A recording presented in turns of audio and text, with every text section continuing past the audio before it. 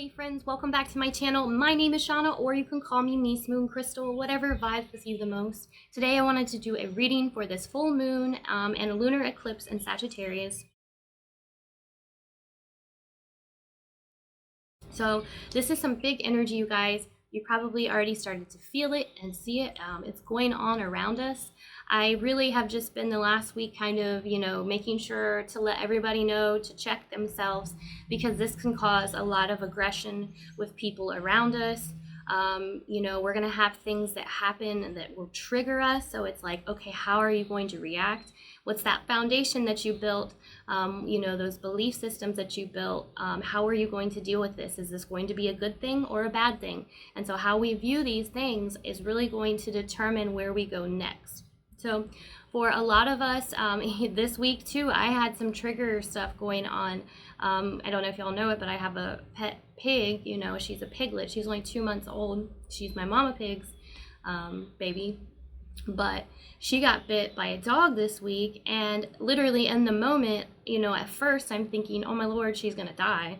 And it was scary. It looked really, really scary. And I had to stop myself. I was holding her and just telling myself that I had to stop and breathe. And I did. I was breathing deeply, slowing myself down, slowing my thoughts down. And then I finally just something, clicked in me, an intuitive moment. And I was like, she's going to be okay. And even though I was still a little scared, it was in the back of my mind. I knew it was going to be okay. So these things are going to occur. Some trigger things are going to occur. And I really feel it's going to be things that you don't expect, which is, usually what a trigger is, but really things from the past, things that really scare you the most. So I don't want to alarm you either and freak you guys out, but that may be what occurs in your life over the next couple weeks, not over and over again. I'm feeling like more, once or something, but it's about, paying attention to this and going, how am I reacting? Am I going to be aggressive? Am I going to see the bigger picture of these things right now? Or am I going to look at it as a tunnel vision? I've been talking about this for a while, about how we've been on the hamster wheel, and, now we've kind of gotten off of it, and we can start to see, okay, well, I don't like this over here. I don't like this here. Things are starting to come to light as they will. The truth will always come to light. It really will. So that's starting to happen in our lives as a collective and our personal lives. We're starting to see, what beliefs we have formed, what things are going on in our world that have kind of been hidden from us for a while. So as we're moving through the next couple weeks, I do sense some big changes collectively. I felt like this for several months. I knew the summer was going to bring some different things, but you have to remember, none of this is going to be bad. This is all for a higher consciousness. This is raising the consciousness. We talk about this all the time, you guys, how, in order to, align with the higher vibration, we have to remove the things that don't align to it. So this looks like the tower moment, the tower card over and over, falling over and crashing. It's because those things literally can't align, cannot vibrate, cannot be in the same existence together anymore, because they're two different vibrations. So we're looking at this, like I said, collectively. There's ideas, there's beliefs that aren't going to work with higher consciousness. They're falling away. They're going away right now. And, we're also learning how to heal this too, because we've never experienced anything like this before. So we're going to see things, like I'm saying, collectively, but in our personal lives as well too. So now is the time. I know I say it a lot, you guys, but I feel that it's one of the most important things you could do, and that's grounding yourself. And grounding yourself just brings you back to neutral, so where you can think. So the hamster wheel, I'm thinking, is your mind moving 100 miles an hour.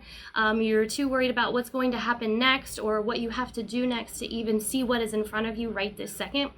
So, grounding yourself is bringing you back to this moment. And that's why I always talk about mindfulness. It brings you back to a neutral spot, so you're able to go collect yourself and maybe not just react. Definitely, hopefully not just react. That's the point of it too. But so you're able to think of it and see the bigger picture here. So over the next few weeks, I really challenge you guys to work on doing that. I always, I say the same thing, don't I? I'm sorry, you guys, all the time. But I recommend you guys, making sure that you're getting up earlier in your day and taking time to, sit with yourself.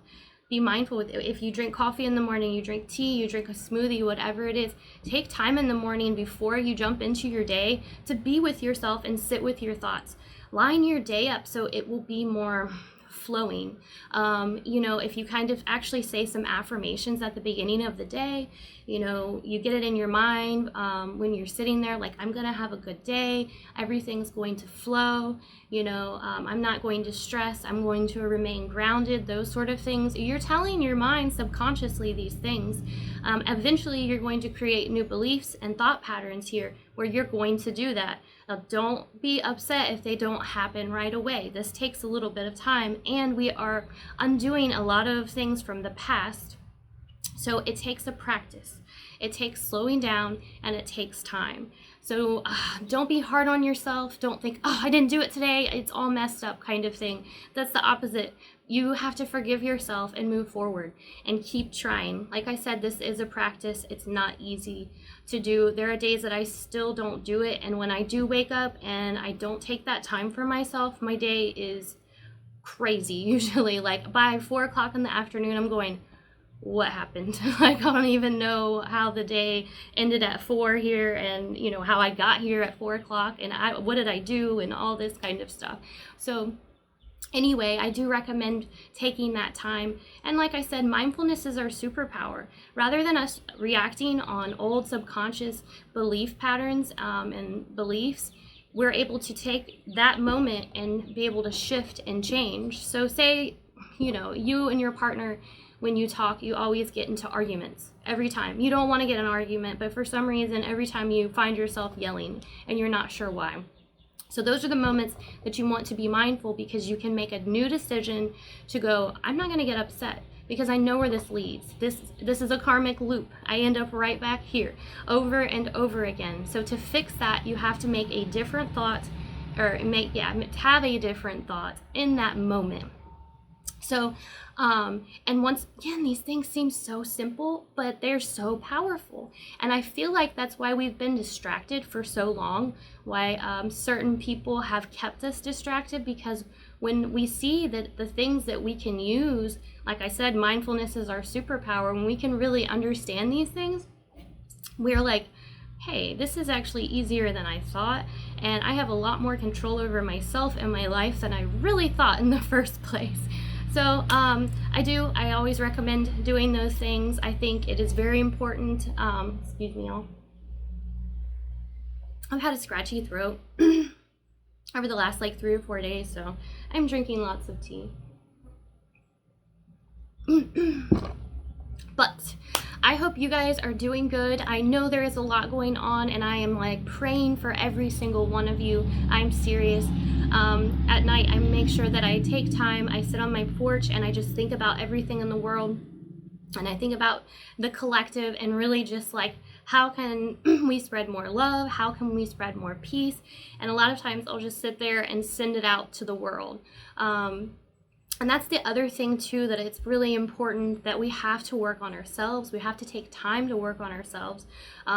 A lot of times we've been taught to point to someone out there, or someone out there, or that's that it's that person's fault. It's that, that happened, that's what made me do this kind of thing. There's always something externally causing us to react certain ways, and that, to me, it takes away from actually healing.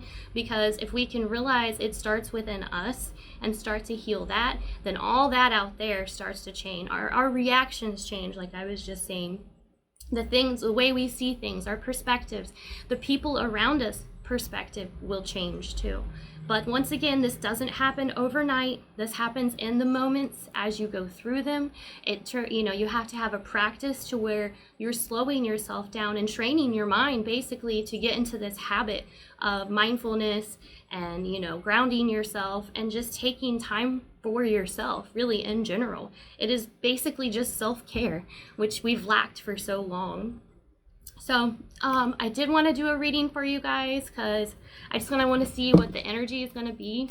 I know what the energy is going to be, and that's why I really wanted to jump on here and make sure that you guys were aware that people can actually be really aggressive right now and lash out on you. Even just the people around you, they may get triggered by something you say. You may get triggered by something they say, and but also this is about expanding our horizons, seeing that bigger picture,